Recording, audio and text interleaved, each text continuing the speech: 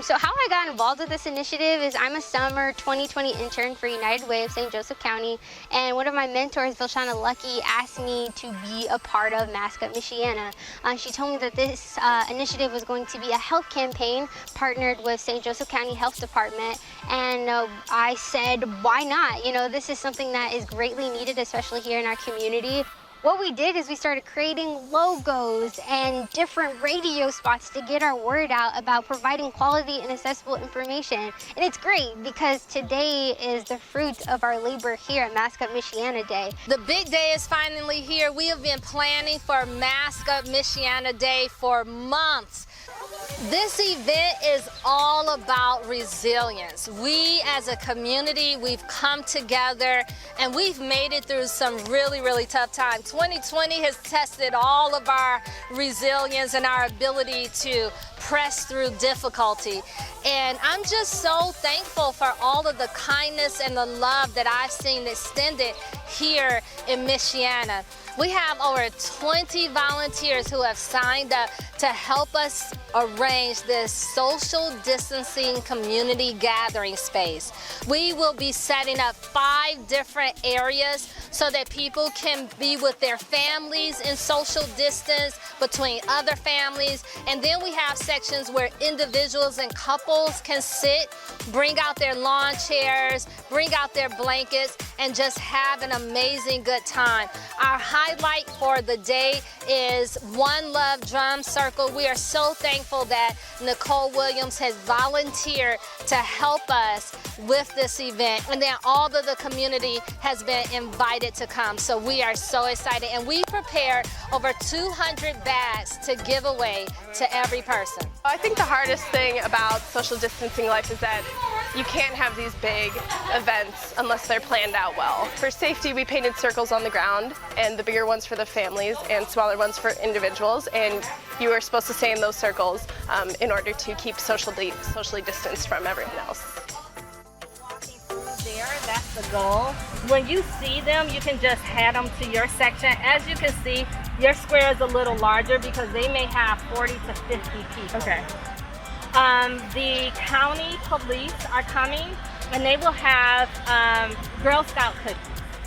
The Boys and Girls Club will be the first group that I dismiss so that they can pass out cookies, and I'll explain that they're bad.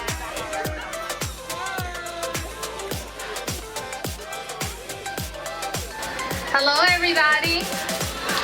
Hi, I am Vilshana Lucky. I am the Director of Outreach and Partnership Development. And so I am so excited to be here with everybody today.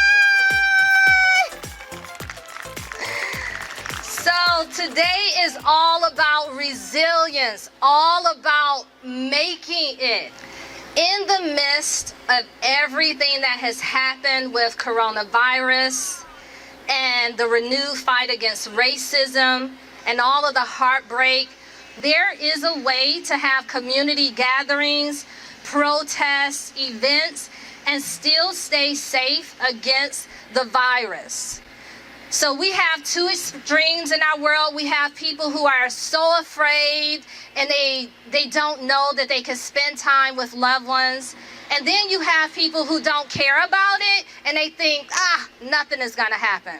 Wearing our masks in public spaces is not only to keep ourselves safe, but to keep one another safe. So thank you all so much for coming out, and we are here to celebrate you. Good morning, everyone. How are you? Good, good. Well, hey, my name is Sean Henderson. I currently serve as the principal at Raleigh High School. Right around Mother's Day, my wife and I tested positive for COVID. We don't know how it happened. We followed all the guidelines that we were supposed to follow. But then all of a sudden, we get this positive test. And so during this test, it's just a lot of things that has to happen, right? So I had to completely stay away from my kids, and I love them to death. And so they had to stay in their rooms for almost, well, really about a month.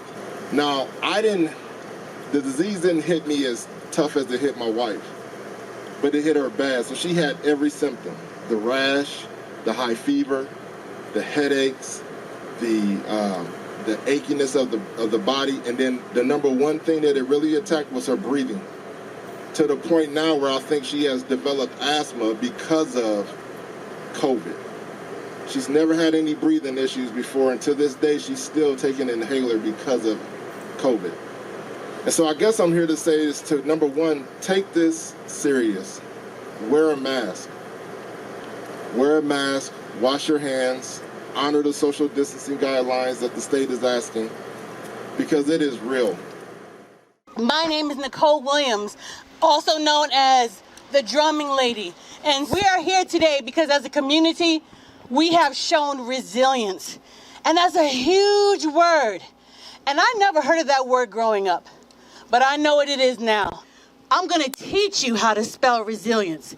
I'm a terrible speller. Is anyone else out there a really bad speller? Rumble if you're a really bad speller. I'm really bad. So when you put things to music, sometimes it makes it a little bit easy. But before we spell it, I want you to know what it is. Resilience, you might have heard someone say, it means bouncing back. One of my friends named Derek Perry, he says, no, that means bouncing forward. But I want to give a broader definition. That resilience is the capacity to prepare for, to adapt in, and to recover from adversity and challenge. So let's get to the spelling sentence, please. Say R-E-S-I-L, I-E-N-C-E. Come on, say R-E-S-I-L. I loved to see the little kids, and I think it's been a while since in quarantine, since I've been around little kids, but I think it was so great for them to get out of the house. Nicole was so awesome with her drum activity, and they were just dancing out there, having a good time with the music. And I think it's just been a while since we've seen like communities get together, even if it's through socially distanced. It still worked out, and everyone had a lot of fun.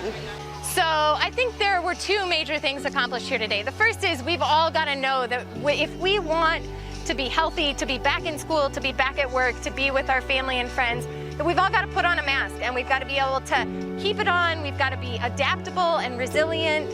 And so much of what we heard today from the drumming and from the kids and from the volunteers is that we're all in this together. We've got to think about how we do this as a team and as a community so that we're taking care of each other, and we can be resilient. We know that about people. We know people's brains work that way, and we're excited to promote that.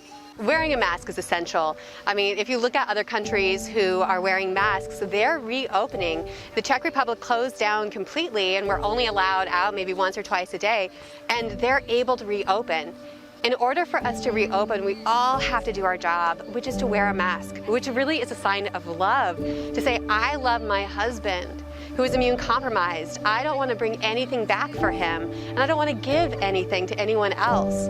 And so a way to show love is to wear a mask. I'm here supporting this event because I love anyone who's doing something for our community, especially for our young people.